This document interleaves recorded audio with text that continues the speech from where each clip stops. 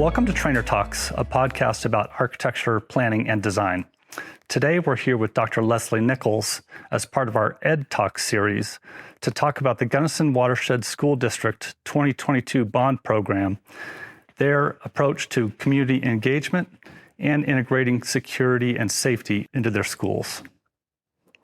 My name is Patrick Johnson. I'm a principal at Trainer. Dr. Nichols, tell us a little bit about yourself. Thanks, Patrick. My name is Leslie Nichols, and this is my 28th year in education, 13th year as a superintendent. I started in the classroom for 15 years as a secondary teacher of English and then math.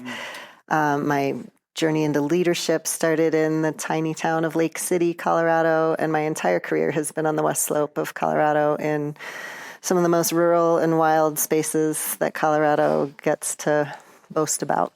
You certainly live and work in a beautiful place. So what got you into education to start with? I think even as a child growing up, working with kids was always something that I was drawn to. I really felt called and continue to feel called to the bigger picture of public education. I think it is a foundation of our democracy. I think it matters so much in this grand experiment we have in America about seeing if we can have a representative government that listens to everybody and values all voices. And the role of public education in that I find incredibly motivating and rewarding and compelling. And I love what I do. Fantastic. Well, we're honored to be in the Pathways Center today, recently completed addition and renovation for the district's career and technical education program. You have 5 total schools. We've finished 4 of the 5 in the Gunnison area and still doing work in the Crested Butte project. It's obviously been a long time coming to this point. It was a 2022 bond. Can you tell us a little bit about that history and what you did to really get the community engaged in hearing what they had to say and what they were looking for? Absolutely. I was lucky to start in the Gunnison and Crested Butte schools in the Gunnison Watershed School District in 2018. And it was actually the year before that the district had started a really more formal master planning process for facilities. And that process really included just a host of community meetings, trying to get stakeholder engagement from parents, community leaders, our own staff of teachers and administrators. Our school board was really critical in weighing in on this is the direction we need to go based on the needs of the changing pressures in this valley. The Gunnison Valley with Crested Butte has really experienced incredible growth. We've had, over the past 25 years, our school district has grown consistently at 2.5%. The story behind that story is that our Crested Butte school over those past 25 years has increased over 100% in enrollment. And so the shift to the north end of our valley for families with kids in school has been palpable, and that resulted in some obvious pressures on facilities. At the north end of the valley, our schools across the valley were largely designed just before Columbine, and that reality, when we started this planning process in 17 and moving forward from there, became clear that we're really proud of the facilities that we have in this iteration of the 21st century for Gunnison Watershed. And we realized that we were at a moment, hearing the voices come to the table, that it's time. We have space needs, that's very fundamental, but other needs in maintenance, never the most exciting, were very real. And then really safety and security was one of the major driving factors that we heard from our community when we started really asking and listening to what are the needs that you sense. Was there anything that surprised you that came out of the community feedback that you weren't expecting? I think our community's understanding of the importance of our campuses broadly was, I don't know if it was so surprising, but it was very affirming. This community, north, south, everywhere in between, is very connected to and proud of our school district and there are generations of families who live across the valley who identify with this school system as what launched them into adulthood, and now they're kids and now they're grandkids. And that sense of family, of ownership, was very inspiring. And just the amount of caring that resulted from the conversations that we had with stakeholders left an impression.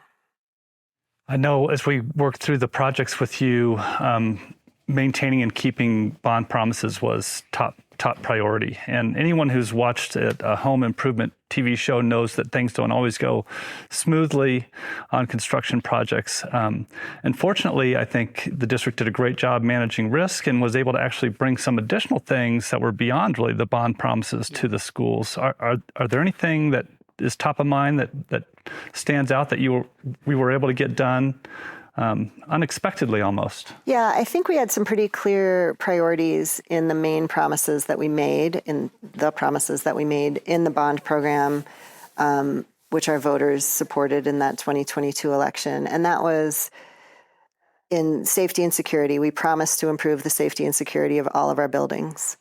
In maintenance, we promised to upgrade our systems and to, in the end, have far more efficient systems that saved money, important money that goes back into our general fund so we can support our teachers and our staff as best we can. That can't be understated.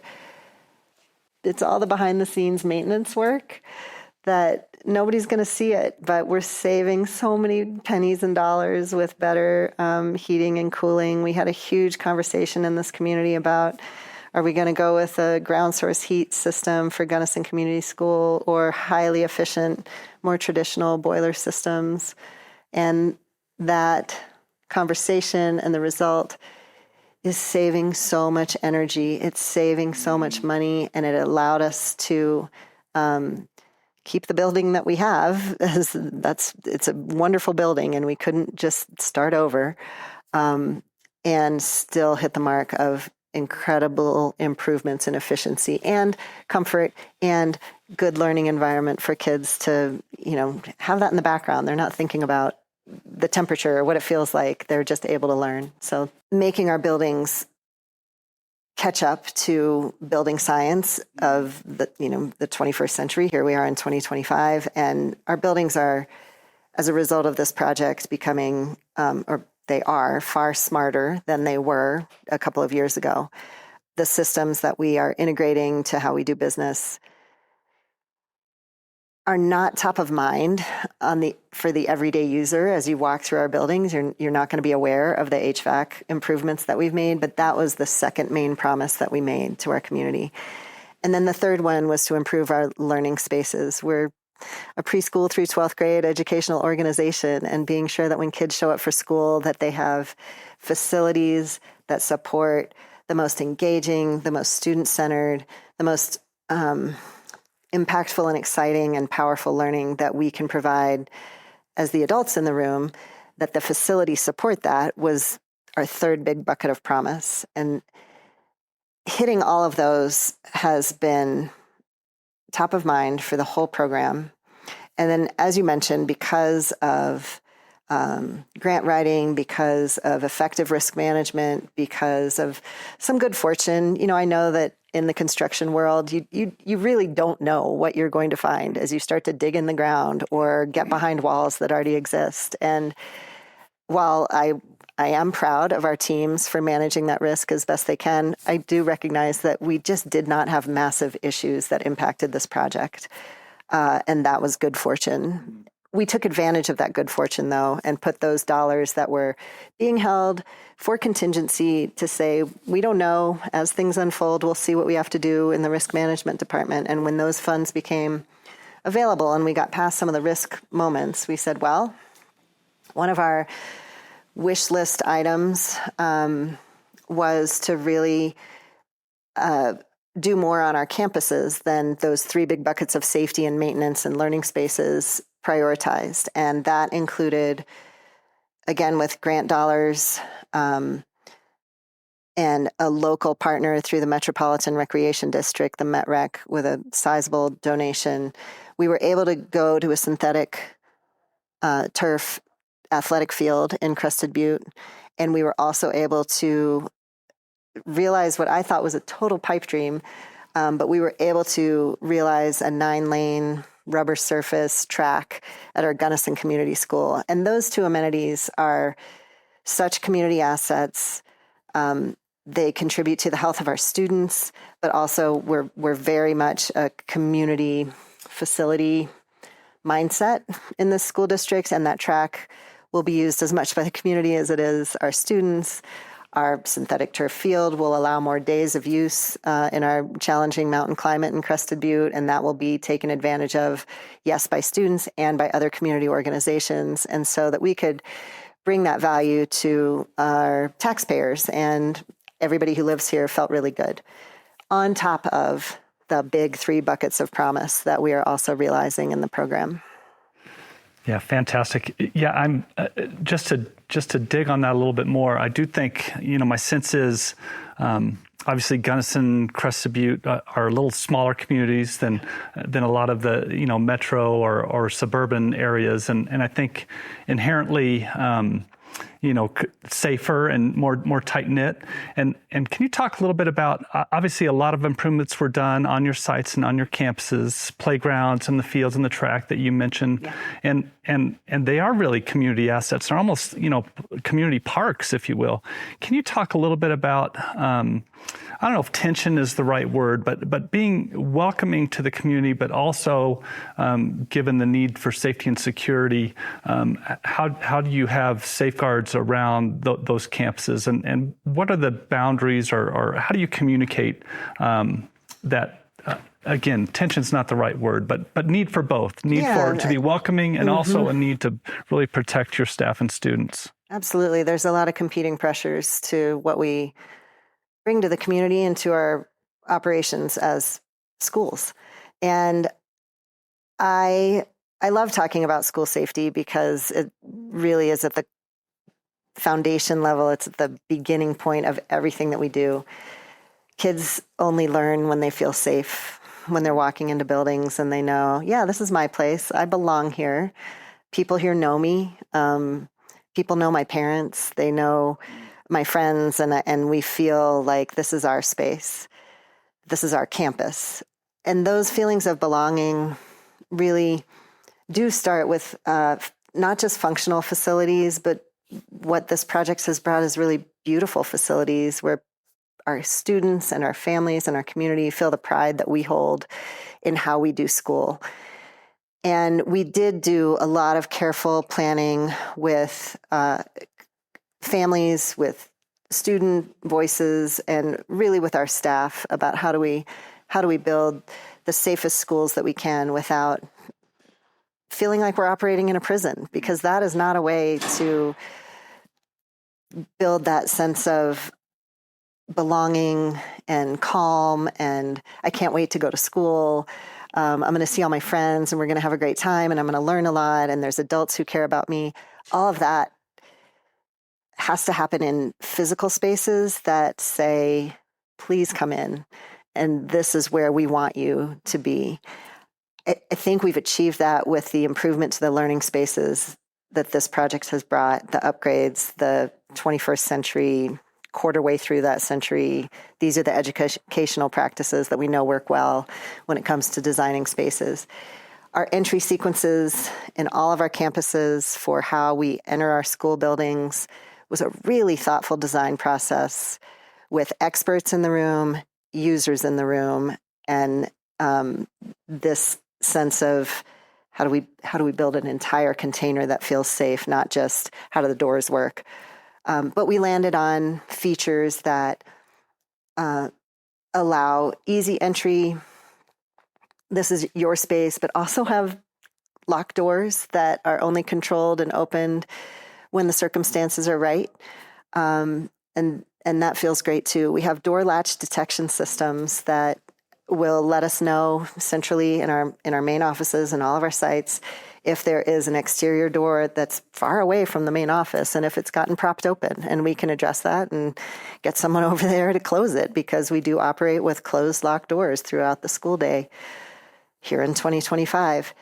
When it comes to our overall campus security, we've really had deep discussions with your design team and again with community and staff about we don't want to build fences all around everything. That's not how we do it in Gunnison and Crested Butte. We are able to invite our community into our spaces. We've gotten more clear about during school hours, this is the kids' space, and community, you're welcome during non-school hours. And signage has done a lot for us that way, but also design elements that defines the boundaries that we need to define without being 6 to 8 foot chain link fence all over everywhere. But it says, hey, you're entering our space now. Welcome. And here's when you're allowed to be here. And here's how we would like you to behave when you are here. So it's the suggestions through design that say, you've entered a school campus now, and communicating, here's the behaviors that we want you to have while you're in our space, on our campuses. When we all know each other and we are in a smaller environment than the Denver metro area, we do tend to have that feeling of recognizing several people when we show up at a school event. When we know each other, we're safer. When we feel connected to each other, we're safer. And the way we've designed our schools to have that, please come in, and we've got this second set of doors that is very carefully controlled. If you're supposed to be here, please come all the way in. And then once you're all the way in, these spaces support what we want to be doing here. You do belong here. This is your space. I think we found that balance. And it was only with the expertise of your design team and knowing how to create that feeling both on our sites, on our campuses, and in our buildings that I'm just so excited about that part of the process that we went through and the conversations we had about how do we find this balance among all these competing pressures. Well, yeah, thank you for saying that. I do think your district and community, like all, have to find that balance with culture and the feelings of security. And a lot of the systems, obviously, you don't see, or you might see a little bit, right? Door locking and security cameras and all sorts of things that are, preventative. But we do know, we hope that we don't have a safety and security event, but we have to be ready just in case. Right. But we do know that every day these spaces are used for education. Yep. And so they've got to support that. So finding that culture, and I think you guys did a great job where it's safe and you're prepared, you have the right protocols, but it's still a space for education. That's right. And a space for the community. So I'm curious, what have you noticed so far? I know you've only been open a few weeks. Has there been any community comments, or have you noticed anything educationally that absolutely are changes? I'll mention the building we're in now, our Pathways Center. One of the items we called out in the bond language was that we want to improve our career and technical education programming. And the focus for that wasn't only on this building, but this was kind of the, cornerstone of the work we were doing there. And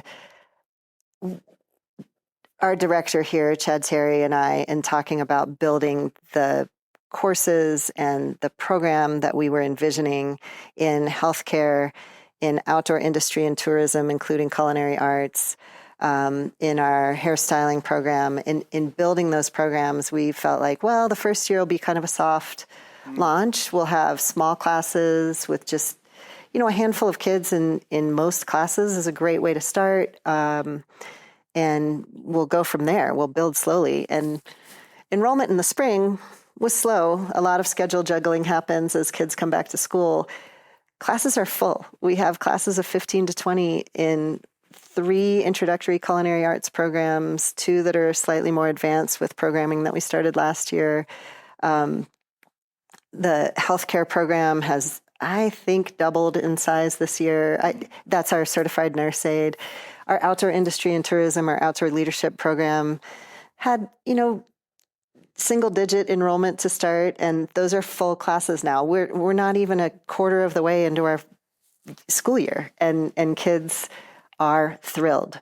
They hear about the spaces, they get to come over here and see what's going on, and they want to be involved. And I can't say enough about how exciting that feels, that, wow, we built it, and they're coming, and it's working. And I think our culinary arts instructional facility here is not just like the pride of this valley, or even just this kind of region, West Central region. It's the entire Western Slope. Like, there's just not a facility like this that exists for teaching kids that part of our tourist economy. And that was a lot of the conversation that we had really early in the facility planning process too, was to talk to our business leaders up and down Valley through our chambers of commerce and realtors and small business owners. What do you want from your school district? And being sure that we were providing programming that allowed kids who want to stay here and be part of this incredible place to have not just entry-level skills to get by, but to really build a career that they can sustain with. And that's what we're doing in this building, and then also in our high school building and our Crested Butte School building, and even at our middle school. One of the projects here in Gunnison, one of the parts of the project was to renovate our life skills and construction sciences and science, technology, engineering, art, and math, our STEAM program. And all of that kind of falls under the umbrella of career and technical education, and it feeds into these programs as well. So that entire feel, even early in the year, has been very rewarding. I will say, too, even though our Crested Butte School still has another full year to go in getting to the finish line, the spaces that were renovated over the summer in that building, and also at our Gunnison Community School at the elementary and middle school levels, one of the features that I hear so much about from teachers are the spill-out spaces, the flexible spaces just outside of classrooms that allow for small group work or a different type of gathering of maybe 2 classes to participate in a display of learning event of some kind. They are these spaces that are kind of outside the classroom, the typical classroom, but intended to be instructional, are working. And teachers are thrilled. They have instructional walls and projection capabilities and comfortable seating for kids to spill out and do the work that they need to do or participate in a learning event of whatever description. Tons of flexibility. And I keep hearing that.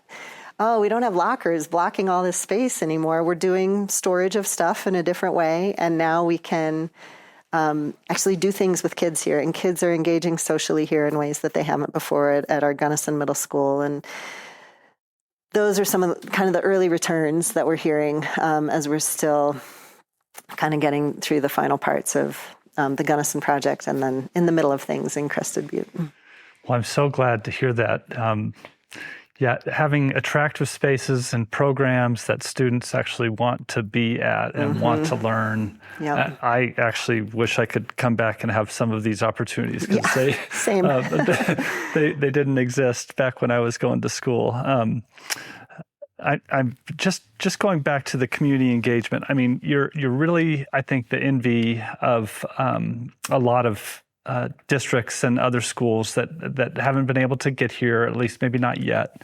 And obviously it's been a long time coming. You said you started in 2018, and that's when the district was really starting to look at kind of master planning and really starting to begin that community engagement for the next set of needs. So here we are 7 years later. We still have some work to get done in Crested Butte. What would you say to those other school districts that are kind of at that point? And it's like, oh, I can't wait that long, but what would you say, or what would lessons learned or encouragement about, just continuing to stay engaged and try and move them along that path that their community needs? Absolutely.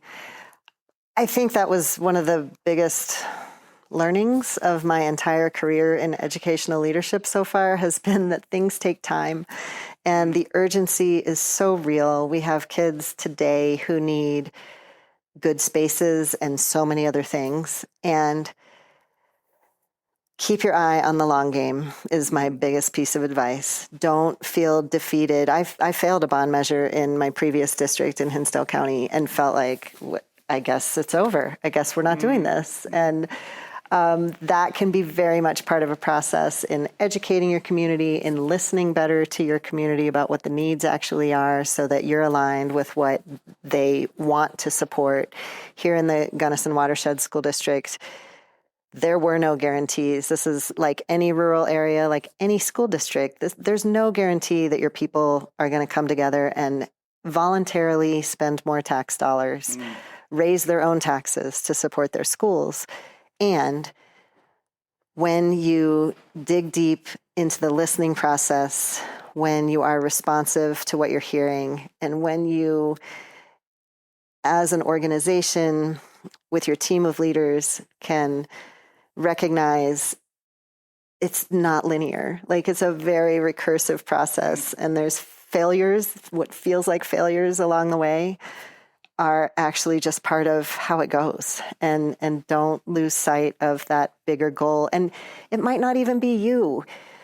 If you're in a position where you're trying to get this done, it might be the next person, but the work that you're doing to lay the groundwork matters. And keep listening, stay the course. It's a long game. Keep your eye on that longer term goal. Just to dig on that a little bit more, it seems like sometimes when you bring change or need a change, and start to make that more public, the loudest voices are the negative voices. How do you go about, and everyone has busy lives, right? And so how do you go about getting that engagement, trying to get people to show up and share, because they care, but it's also, one more event. Are there any things that you've learned along the way that help to get more people engaged early, or is it just varied by community? I think a couple of takeaways I have from this work is, you're right, we hear the negative voices. People, when they're motivated by negative feelings that they have about something, are more likely to speak up. And one of my biggest takeaways is move closer to those negative voices, the people who are struggling, the people who disagree. Like instead of putting up a wall or saying, I can't talk to that person, they're so rude, or whatever the feeling that you're having is, actually step closer physically if they're at a meeting, or really in communication, whether it's by email or make a phone call or whatever, and invite more of what's on their mind. Because it's the people who maybe are starting negative, they care a lot. And if we can find that common ground by just listening more and asking, I hear that you're upset about this. Like, what's so upsetting about that? Talk to me. And then pick up on the next thing that they say and say, well, how could we make that better? Like, what would it look like for you if we were doing this right for your family? And then you get so many good ideas. And then you build on those. And I think, too, as far as community engagement goes, it's often the one-on-one conversations I have found that end up with those people talk to their friends and talk to their friends. And that can end up building support and understanding of the position that the district is coming from. Because really, 9 times out of 10, we are all on the same team. We all really want what's best for our kids and our community and our future collectively together. And sometimes it can feel a lot like conflict, but the longer we listen and ask for more information, the more we can get to a place of, oh yeah, we actually agree. Oh, you really want like this particular kind of program for your kid in high school? We can get there. Like, let's talk about what that might look like. Or you're really concerned about school safety. I am too. Here's like, what does it look like to you? Perfect. Here's how we're building towards that. I can get frustrated when we go to efforts to have an event to invite people to talk about, a design process or a stakeholder engagement event, like we're going to talk about our facility plans, please come and share with us. And maybe it's not well attended, and that can feel defeating. But I try to take, if I have a positive contact and a good conversation with 3 people tonight, that's a win. And yeah, we'll go lick our wounds that we didn't communicate it well enough, or revisit with our team and debrief and say, how did we miss the mark here that we didn't get what we thought we were going to get? Let's try again. It's iterative. That's your whole world. It's our world too, in communication, of really figuring out how to meet people where they are, so that they have the time, or we meet them at the coffee shop during, a moment that's better for them, whatever it is, to be that listening ear as we are the public's school district. Boy, Leslie, that harkens back to where you started about the school district being such an important part of our democracy. And it feels like in today's society, you talked about listening and moving closer to those that are in disagreement. And it feels like right now we listen to be ready to argue back. I listen to try and put you in a box so that I can try and convince you otherwise. Yeah. And really it's about kind of letting go of some of our own biases and really listening with a listening heart to try and understand and find those common grounds. I just think that is such great advice for any bond program, building program, but just in life and where we are right now, because there's a lot of things that, the negative voices or the people that disagree, I think we're too quick to write them off, and it's really sad and difficult. So I really appreciate that. That's really good advice for life, quite frankly. I agree. I'll just jump in real quick too and say I really felt like the trainer design team, when we were going through the process of getting to the plans for this project, I was repeatedly impressed by your team's ability to take hard comments or pushback or anything negative and just calmly listen and validate and listen, and not be planning I hear what you're saying, but here's why, what we know is right. Right. That's not your approach. That's not your team's approach. It's very much, we have a lot to learn here. Thank you for being here tonight, because we need to know what matters to you. And then our job is to go back to the studio and put it into action. So I really always appreciate that. Yeah, thank you. Appreciated that about the process that we went through with your team. Yeah, thank you. Is there a word or a phrase that would sum up for you what this experience has been about? And maybe it's not fair to try and get it down to a word or a phrase, but just curious. I talk to my team and my staff a lot about the work we do is really hard, and we're zoomed in to the nitty gritty. But when I zoom out on this project, which is something I encourage people to do a lot in the business of education that we're in, because it is rocket science. It is so hard. When I zoom out on this project, I just feel gratitude. I feel so overwhelmingly grateful to this community. It was a close vote in 2022. We barely got it across the finish line. There were many people who woke up the day after the election who did not want their taxes to go up, who did not believe in this project. I feel such gratitude, especially to those folks who are paying taxes that they didn't vote for, that they are doing that with the responsibility that owning property holds in our country, in this state, the way we do facilities for our school districts, that their money is supporting generations of impact with the spaces that we've managed to build these few years. Kids and their families in our community will benefit for decades from this work. It will be upgraded again in another 20 years, whatever it is. Yeah. But the groundwork that's been laid right now will carry.